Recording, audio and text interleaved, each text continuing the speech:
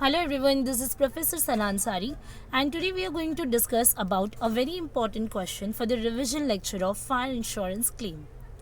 In this video, we'll discuss about fire insurance claim which is nothing but based on abnormal items sold.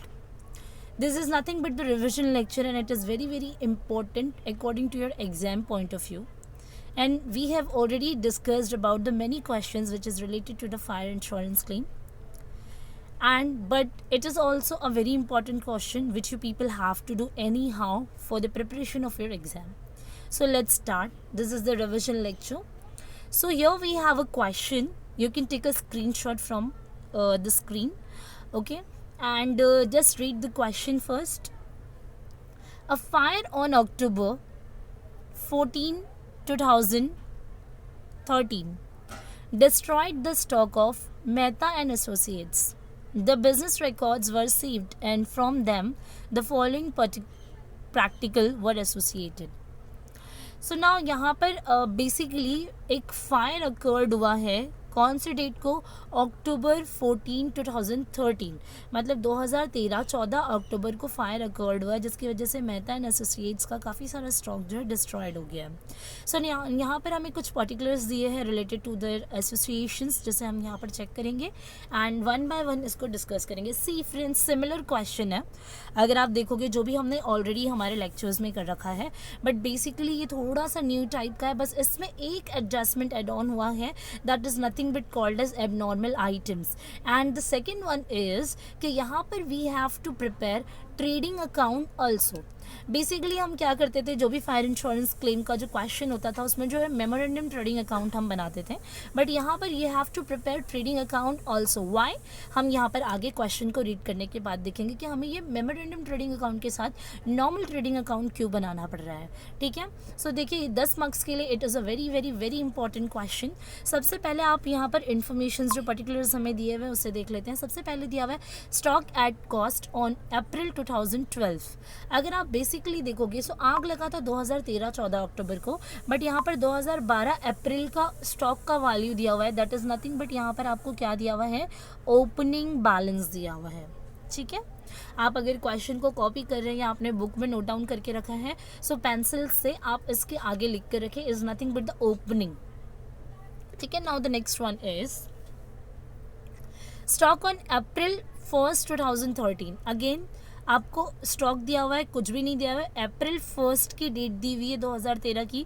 So again it is a opening. ये again क्या है opening but difference आप देख पा रहे हो friends कि ये 2012 का ओपनिंग है और ये जो है 2013 का ओपनिंग है. एंड अभी मैंने आपको क्वेश्चन में बताया कि here we have to prepare trading account and also we have to prepare memorandum trading account. 2 trading accounts we have to prepare here. So यहाँ पर that is why 2 values of stock has given to us. Now कैसे क्या procedure है वो आगे देखेंगे. Now the next one is purchase for the year up to 31 March 2013.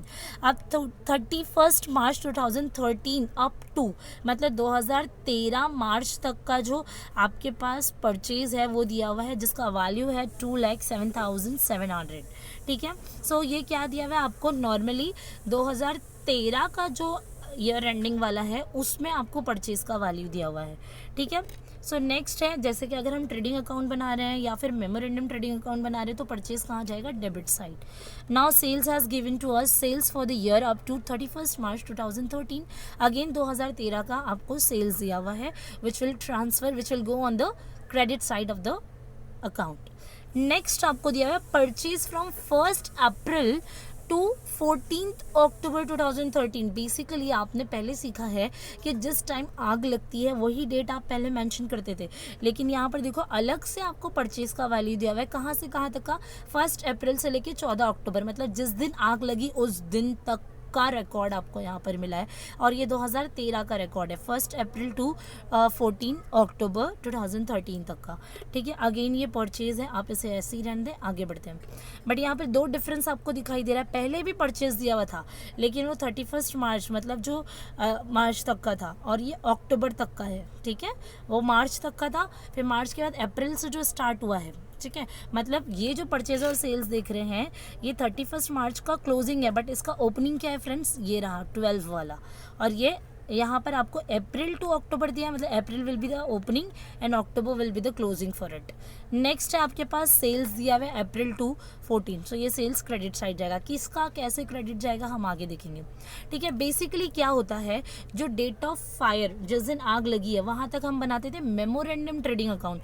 मतलब ये जो आपको डेट दी हुई ना 1 अप्रैल टू 14, ये किसके लिए बनाएंगे, ये कौन से अकाउंट में जाएगा, मेमोरेंडम ट्रेडिंग अकाउंट में जाएगा। और बेसिकली जो नॉर्मल आपको परचेज सेल्स दिया हुआ ये आपके नॉर्मल ट्रेडिंग अकाउंट में जाएगा, ठीक है। आगे मैं बताती हूँ उसको किस तरीके से जाएगा।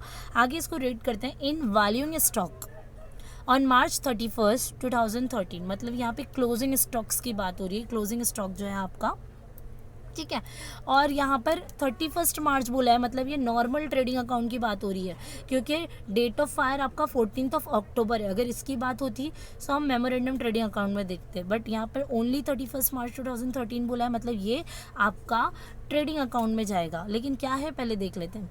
Valuing stock on March 31, 2013, ₹1200 had been written off a particular line of goods which has originally cost of ₹3,600। मतलब गुड्स का जो कॉस्ट है वो 3,600 है, बट कितना अमाउंट राइट ऑफ हुआ है, ओनली 1,200। सो ये स्टॉक में, एंड जो अमाउंट ओरिजिनल कितने पैसे का था, 3,600। सो मतलब जो भी आपने स्टॉक रखा था 3,600 का खरीदा होगा गुड्स, सो परचेज में से भी एबनॉर्मल जाएगा, परचेज हटाना पड़ेगा आपको। और जो स्टॉक है जिसमें से राइट ऑफ हुआ है 1,200, तो जितना बचा है उसका भी आपको यहाँ पर पोजीशन दिखानी पड़ेगी, ठीक है। सो इसके लिए मैंने यहाँ पे वर्किंग नोट बनाया, आगे आप देख सकेंगे, ठीक है ना। आगे रीड करते हैं, and which were sold in जून 2013, ठीक है, जून 2013 फॉर ₹3,500, मतलब जून 2013। अब जून वाला जो मंथ है ना वो देखिए, ठीक है। जून वाला मंथ किस में आएगा, बेसिकली अप्रैल मई जून आता है। सो अप्रैल टू अक्टूबर का तो आप मेमोरेंडम ट्रेडिंग अकाउंट बना रहे हैं। सो सोल्ड बोला है मतलब सेल्स 3,500 एबनॉर्मल सेल्स आपको मेमोरेंडम ट्रेडिंग अकाउंट से डिडक्ट करना पड़ेगा, ठीक है। Except as regards this transactions the ratio of gross profit had remain unchange throughout, ठीक है। मतलब ग्रॉस प्रॉफिट का रेशियो जो अनचेंज है, बट हमें तो ये पता ही नहीं है कि ग्रॉस प्रॉफिट कितना है। To calculate the gross profit here we have to prepare trading account, that is why all the information has given to us in this question, है ना। बेसिकली हमारे पास एक एक सेल्स होता था, परचेज होता था, ओपनिंग स्टॉक होता था, क्लोजिंग स्टॉक होता था, जीपी होता था, सैल्वेज वाली होती थी, पॉलिसी का अमाउंट होता था, एवरेज क्लॉज दिया है नहीं दिया, उस बेस पे हम पूरे सम को सॉल्व करते थे। बट यहाँ पर दो वैल्यूज दी हुई है, opening stock, purchase and sales की, तो बिल्कुल भी डरना नहीं है। दो वैल्यू इसलिए दी गई है ताकि आप यहाँ पर खुद से ग्रॉस प्रॉफिट को कैलकुलेट करें। और खुद से ग्रॉस प्रॉफिट को कैलकुलेट करने के लिए हमें पहले नॉर्मल ट्रेडिंग अकाउंट बनाना पड़ता है, then only we can make a memorandum trading account to find out the value of closing stock and to calculate the claim, ठीक है। नाउ आपको एंड में एक एडिशनल इन्फॉर्मेशन दिया हुआ है, that is salvage value of ₹10,210। Salvage value मतलब कितना गुड्स बच गया एट द एंड सेव रहा, वो वैल्यू आपको यहाँ पर दी हुई है। सो चलिए स्टार्ट करते हैं सम को सॉल्व करना। एक बार ये सारी चीज़ें मैं इरेज कर देती हूँ ताकि जब हम सॉल्व करेंगे तो हमारे लिए काफ़ी ज़्यादा ईजी हो जाएगा। सो जस्ट वेट, ठीक है ना। यहाँ पर पहले हम लोगों को क्या कैलकुलेट करना है, ग्रॉस प्रॉफिट। आप फाइनल अकाउंट भी करते हो तो आपको अच्छी तरीके से याद है फ्रेंड्स कि ट्रेडिंग अकाउंट बनाने के बाद भी जो बैलेंस मिलता है वही होता है हमारा ग्रॉस प्रॉफिट ना। So gross profit find out करने के लिए आपको बनाना ही पड़ेगा ट्रेडिंग अकाउंट। और रही बात हमारे मेमोरेंडम ट्रेडिंग अकाउंट की, जो बेसिकली हम फायर इंश्योरेंस क्लेम में करते हैं, वो तो यहाँ पर हम बना रहे हैं। इट्स सो ईजी, ये बनाना बहुत ईजी हो जाएगा आपके लिए, बट थोड़ा सा यहाँ पर आपको ध्यान देना है, because here we have to compute the gross profit ratio find out करने के लिए पहले बैलेंस फिगर फाइंड आउट करेंगे, देन हम इजीली इसके परसेंटेज को फाइंड आउट कर सकते हैं। Again I am repeating, this is a very very very important question for your exam, you have to do the practice of it, okay. Now so यहाँ पर मैंने सबसे पहले लिख दिया in the books of Mehta and associates, जो भी है कंपनी का नाम है या जो भी आपको दिया रहेगा वो आपको लिखना है, जिसकी बुक आप बना रहे हो। उसमें पहले हमको ट्रेडिंग अकाउंट बनाना है एंड देन फिर we have to prepare memorandum account. Memorandum account में आपको पता है आपको बनाना पड़ता है कि ईयर कहाँ से स्टार्ट हुआ और डेट ऑफ फायर तक की डेट आप मेंशन करते हो, बट ट्रेडिंग में आपको ईयर एंडेड लिख के हटा देना है। सो ईयर एंडेड क्या है आपका 31 मार्च है। कैसे पता चला 31 मार्च है? सो यहाँ पर देखिए आपको जो डिटेल्स दी हुई है, ठीक है। अप्रैल अगर ओपनिंग है, अप्रैल 2012 ओपनिंग है, so what will be the closing date, March 2013। So basically आप लिखोगे trading account for the year ended 31 March 2013। ये आपका सबसे पहला काम है। डेबिट क्रेडिट्स लिखना है, प्रॉपर फॉर्मेटिंग करनी है, पर्टिकुलर्स अमाउंट आपने लिख लेना है। चलिए अब हम स्टार्ट करते हैं सम को सॉल्व करना, ठीक है। सो बेसिकली क्लासरूम में भी हमने इसी तरीके के क्वेश्चंस किए हैं, बस मेमोरेंडम ट्रेडिंग अकाउंट हमने एडिशनल बनाना नहीं सीखा है।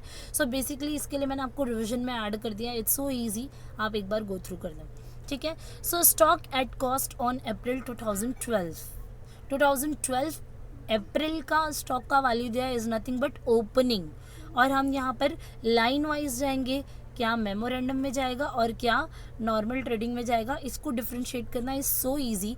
मेमोरेंडम में वही वैल्यूज़ जाएंगी जिसका डेट आपको डेट ऑफ फायर तक का दिया हुआ है। जैसे कि आप देखो यहाँ पर मैं हाईलाइट करना चाहूँगी, यहाँ पर हाईलाइट कर देती हूँ। जैसे ये परचेज दिया है, कैसे, क्योंकि यहाँ पे 2 डेट्स दी हुई है, फ्रॉम द ईयर स्टार्ट हुआ और डेट ऑफ फायर तक। यहाँ पे भी ईयर स्टार्ट हुआ, डेट ऑफ फायर, और ओपनिंग भी यहाँ पर आपको कैसे देखना है वो मैं आपको बताऊँगी, ठीक है। सो चलिए प्रोसीड करते हैं। सो पहले हमारा ओपनिंग स्टॉक है 88,600। सो आप यहाँ पे जो आपने नॉर्मल ट्रेडिंग अकाउंट बनाया यहाँ लिखेंगे टू ओपनिंग स्टॉक 88,600। देन आगे बढ़ते हैं। स्टॉक ऑन अप्रैल 1 2013 मतलब यहाँ पर पहले जो ओपनिंग था वो 2012 का था, अब 2013 का ओपनिंग वैल्यू आपको दिया हुआ है। अब 2013 का जो ओपनिंग वैल्यू है, ठीक है, बेसिकली आप अगर देखेंगे, ठीक है। सो नॉर्मली सबसे पहले इसके ऊपर कुछ एडजस्टमेंट्स हमको दिए जो हमें सॉल्व करने रहेंगे। सो इसको मैं थोड़ी देर के लिए होल्ड पर रखती हूँ और आगे प्रोसीड करती हूँ, ठीक है। होल्ड पे रखा है, इस वजह से इसको दूसरे कलर से हाईलाइट कर लेते हैं। चलिए नेक्स्ट है आपका purchase for the year up to 31 March 2013, मतलब ये नॉर्मल ट्रेडिंग अकाउंट का परचेज है, क्योंकि इसमें डेट ऑफ फायर नहीं दिया हुआ है कि वो मेमोरेंडम में जाए। So it's normal trading account वाला वैल्यू परचेज, ठीक है। 2,07,700। अब मैंने यहाँ पर क्या किया, परचेज लिखा 2,07,700। अब इसका वैल्यू मैंने इनर कॉलम में क्यों लिखा है वो आपको आगे समझ में आ जाएगा, ठीक है। सो आगे देखते हैं। फिर दिया हुआ है सेल्स, दिया हुआ है 3,05,000। सो सेल्स का वैल्यू मैंने यहाँ लिखा 3,05,000। Now purchase from 1 April 2013 to 14 October 2013। Trading के साथ मेमोरेंडम ट्रेडिंग अकाउंट मैंने यहाँ बनाया डेट के साथ 1 अप्रैल टू 14 अक्टूबर। 14 अक्टूबर क्यों लिखा, क्योंकि उसी दिन आग लगी थी, तो तभी तक का ही अकाउंट बनेगा। सो यहाँ पर बेसिकली परचेज दिया हुआ है आपको 74,700। सो आप यहाँ पे मेमोरेंडम ट्रेडिंग अकाउंट में आएंगे, 74,700 आप आपका परचेज लिखेंगे। ओपनिंग स्टॉक के लिए फ़िलहाल के लिए मैं इसको समझाती हूँ कि इसको कैसे करना है, क्योंकि इसका एडजस्टमेंट है, वर्किंग मैंने बना रखा है, ठीक है। सो पहले हम जो ईजी है उसको कर लेते हैं। फिर उसके बाद आपको सेल्स दिया हुआ है, सेल्स भी देख लीजिए 1,18,000 का सेल्स है। सो यहाँ पर 1,18,000 का सेल्स आपके मेमोरेंडम ट्रेडिंग अकाउंट में आप लिख लेंगे, ठीक है। सेल्स को भी मैंने इनर में लिखा है, क्यों लिखा है, आगे एडजस्टमेंट है। बेसिकली आप टिक करके भी रख सकते हैं जब आप एडजस्टमेंट पढ़ो, अदरवाइज वर्किंग तो मैंने रखा ही है बना, ठीक है।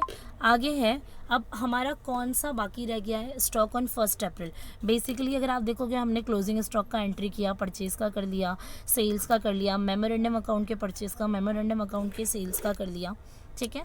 नाउ स्टॉक ऑन अप्रैल 1 2013, इसके लिए आपको ना यहाँ पर कुछ एडजस्टमेंट्स दिए हुए हैं, ठीक है। सो बेसिकली आप अगर एक कॉमन सेंस लगाएंगे, अगर अप्रैल 1 2013 का ओपनिंग है, सो वही 2012 मार्च का क्या होगा, क्लोजिंग होगा, है ना, क्योंकि अप्रैल 2012, सो इसका क्लोजिंग क्या रहेगा, मार्च 2013, है ना। मार्च 2013 का जो क्लोजिंग होगा वो ट्रांसफ़र होगा अप्रैल 1 2013 में।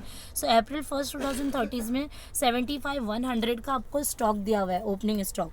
सो फ्रेंड्स यही तो रहेगा अप्रैल 2013 मार्च का क्लोजिंग, ठीक है। सो 75,100 है, लेकिन नीचे आपको एडजस्टमेंट दिया हुआ है इन वैल्यूइंग स्टॉक ऑन मार्च 2013 31, ठीक है, मतलब ये वाला वैल्यू, क्योंकि यही जो क्लोजिंग है वही ट्रांसफ़र होकर ओपनिंग बना है 2013 का। सो मतलब मार्च 31 2013 का जो क्लोजिंग है वो क्या है 75,100, ठीक है। So March 31, 2013 rupees 1200 had been written off और original amount of cost of goods कितना था 3600, मतलब जो गुड्स का जो कॉस्ट था, जो भी परचेज किया होगा जब स्टॉकिंग करने से पहले, वो 3600 का था। उसमें से राइट ऑफ जो किया गया स्टॉक वो कितना किया गया है 1200 का। सो यहाँ पे मैंने ना आपको वर्किंग नोट बना के रखा है कि हम ओपनिंग स्टॉक कैसे फाइंड आउट करेंगे मेमोरेंडम का, एंड क्लोजिंग स्टॉक भी। सो यहाँ पे 75,100 आपको दिया है। इसमें से गुड्स जो खरीदा था वो कितने का था 3,500। सो ये आपका एब नॉर्मल परचेज है, ठीक है। सो जब भी आप परचेज लिखोगे, ठीक है, सो ट्रेडिंग अकाउंट में परचेज में आप पहले ओरिजिनल वैल्यू जो दी रहेगी वो आपका एब नॉर्मल परचेज होगा। सो परचेज में से you have to deduct the abnormal वाला value, that is 3,600। You will get the amount 2,04,100 which we have to show in the outer column, ठीक है। फिर उसके बाद एक तो मैंने ये कर दिया, दूसरा राइट ऑफ कितना गया था 3,500 was the actual amount, no, ठीक है। लेकिन ओके, दिस इज 3,600, ठीक है। सो 3,600 तो ओरिजिनल अमाउंट था, लेकिन राइट ऑफ कितने से हुआ है 1200 से राइट ऑफ हुआ। जैसे डेप्रिशिएशन होता है वैसे ही राइट ऑफ होता है। सो राइट ऑफ अगर 1200 से हुआ तो बचा कितना, बचा आपका स्टॉक 2,400। सो 3,500 माइनस 1,200, सो आपको मिलेगा 2,400। ये होगा आपका स्टॉक, ये रहेगा आपका, क्योंकि स्टॉक राइट ऑफ हुआ है ना। जैसे प्लांट एंड मशीनरीज आपका डेप्रिशिएट होता है, वैसे स्टॉक्स क्या होते हैं, राइट ऑफ होते हैं। सो ये एबनॉर्मल स्टॉक का वैल्यू मिला जो लेस होगा आपके क्लोजिंग स्टॉक से, ठीक है। सो क्लोजिंग स्टॉक का वैल्यू क्या मिलेगा आपको, पहले ये आपने फाइंड आउट करना है, ठीक है। सो यहाँ पर आप नॉर्मली देख रहे हैं वैल्यू कैसे आना है, ये आपको पहले बता देती हूँ। पहले तो आप नॉर्मली क्लोजिंग स्टॉक लिखेंगे 75,100 का, ठीक है। ये वैल्यू आपको कहाँ से मिली, ये आपके क्वेश्चन से मिली, क्योंकि ये है तो ओपनिंग फॉर द ईयर अप्रैल 1, 2013 के लिए, लेकिन मार्च 2013 के लिए क्लोजिंग ही तो ट्रांसफर होकर ओपनिंग में आता है। तो 75,100 आपने क्लोजिंग स्टॉक में लिखा, ये तो फॉर्मेट में आता है आपके। फिर उसके बाद एब नॉर्मल हमने वर्किंग नोट से देखा कि ये कितना होगा, राइट ऑफ करने के बाद 1,200 3,600 में से 2,400 का एब नॉर्मल स्टॉक है। सो 2,400 का एब नॉर्मल स्टॉक माइनस करेंगे तो ये आएगा आपका एक्चुअल क्लोजिंग स्टॉक, ठीक है। समझ में आ गया। सो ये आपका रहा क्लोजिंग स्टॉक, और यही क्लोजिंग स्टॉक यहाँ पर ट्रांसफर होकर ओपनिंग स्टॉक बन जाएगा 72,700, ठीक है, मेमोरेंडम में। इसीलिए मैंने इसके वैल्यू को आपको तभी नहीं समझाया, अब आप यहाँ पे बस ट्रांसफ़र करेंगे। नाउ इसके बाद हमने अकाउंट को क्लोज करना है, नथिंग इज रिमेनिंग। हाँ, आगे आप अगर एडजस्टमेंट में देखोगे, यहाँ तक के एडजस्टमेंट को हमने सॉल्व किया, and which were sold in June 2013 for ₹3,500, मतलब जो स्टॉक्स थे उनको 2013 जून में बेचा गया 3,500 रुपए से। सो 2013 जून किस में आएगा, अगर आप देखोगे आपने मेमोरेंडम ट्रेडिंग अकाउंट बनाया अप्रैल टू अक्टूबर, सो अप्रैल मई जून, मतलब यहाँ पर आपको मेमोरेंडम में ये सेल्स दिखाना है। और जो भी सेल्स है अब नॉर्मल, मतलब जो हो सकता है, जो होने वाला है, जो हो गया है, अनएक्सपेक्टेड था, नॉर्मल के अलावा इन अगेंस्ट था, सो वो आपका एब नॉर्मल लॉस या प्रॉफिट होता है, या आपका abnormal stock and purchase and sales होता है। सो यहाँ पर सेल्स बोला है कि जो भी ओरिजिनली जो आपका जो गुड्स था, मतलब यहाँ पे आपको डायरेक्टली दिया हुआ है कि goods were sold in June 2013 for ₹3,500, तो सेल्स में से एब नॉर्मल माइनस होगा आपका 3,500 एंड एक्चुअल आपका सेल्स यहाँ पर आ जाएगा मेमोरेंडम ट्रेडिंग अकाउंट में, ठीक है। So this is so easy. ना यहाँ पर आपको कैलकुलेट करना है, नथिंग इज रिमेनिंग, हमने सब कुछ कर दिया, ओनली द साल्वेज वैल्यू रह गया है। और ये तो आपको पता ही है कि हम कब यूज़ करते हैं, जब हम क्लेम कंप्यूट करते हैं, ठीक है। सो पहले ट्रेडिंग अकाउंट को क्लोज करो, because here we have to calculate and compute the gross profit. So जो भी डिफरेंस आएगा यहाँ पर आप देखो, आपका क्रेडिट जो है एक्सेस में जा रहा है, so you will get the difference on the debit side which is called as gross profit carried down 85,000. Now here we got the value and amount of the gross profit, but we have to calculate the ratio and percentage of the gross profit. So what will be the formula? Gross profit divided by sales into 100, क्योंकि we are calculate and it is in a percentage, no, so we have to multiply it by 100. So gross profit you will get the amount of 85,000 and the sales, जो sales है आपका outer में दिख रहा है 3,05,500, वो यहाँ पर लिख लेंगे, ठीक है। फिर उसके बाद into 100 आपने करना है, ठीक है। So will get the percentage that is 27.87। Friends ध्यान रहे, हमको सेल्स का जो राइट ऑफ मिला है ना 3500 का, वो यहाँ से नहीं होगा। क्यों नहीं होगा? क्योंकि वो बोला गया है, वहाँ पे डेट है 31 जून। आपको जो जून की डेट दी है ना, जून 2013, सो जून किस में मिलेगा? आपने ये अकाउंट बनाया, यहाँ पर मिलेगा जून 2013 मेमोरेंडम में, इसलिए यहाँ के सेल्स इसको हम डिडक्ट करेंगे, ठीक है। सो ये आ गया आपका percentage. Now memorandum trading account में आ जाए, इसको क्लोज करेंगे। क्लोजिंग स्टॉक हमने फाइंड आउट करना है, ठीक है। ओपनिंग हमने ट्रेडिंग से ट्रांसफ़र कर लिया। परचेज़ हमको दिया हुआ था, परचेज़ पे कोई भी आपको डेट के साथ दिया हुआ नहीं है कुछ भी, ठीक है। सेल्स में आपको डेट के साथ दिया हुआ था, एबनॉर्मल आपने लेस कर दिया। ग्रॉस प्रॉफिट अब आपको कैलकुलेट करना है पहले, ताकि हमने यहाँ पे क्लोजिंग स्टॉक का डिफरेंस निकालना है ना। सो ग्रॉस प्रॉफिट लिखेंगे। सेल्स देखिए आउटर कॉलम में 1,14,500 है, इसका परसेंटेज ले लें क्योंकि percentage was unchanged throughout the year, that is 27.87% no.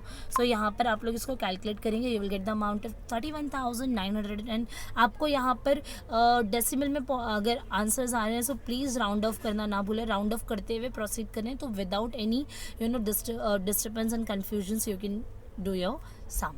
Now you will get the difference on the credit side, that is 64,810.